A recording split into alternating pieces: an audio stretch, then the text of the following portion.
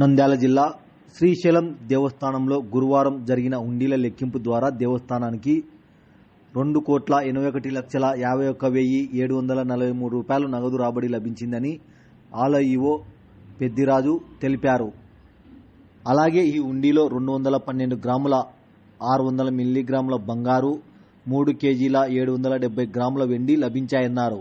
అదేవిధంగా 644 యూఎస్పీ డాలర్లు, 56 Malaysia riyal, 149 Saudi Arabia riyals, 715 UK pounds, 20 euros మొదలైన విదేశీ కరెన్సీ కూడా ఈ హుండీ లెక్కింపులో లభించాయన్నారు. పటిష్టమైన భద్రతా ఏర్పాట్ల మధ్య సీసీ కెమెరాల నిఘాతో హుండీ లెక్కింపు చేపట్టడం జరిగిందని తెలిపారు. ఈ హుండీ లెక్కింపు గత 27 రోజులలో సమర్పించడం జరిగిందని ఆలయ ఈవో పెద్దిరాజు తెలిపారు.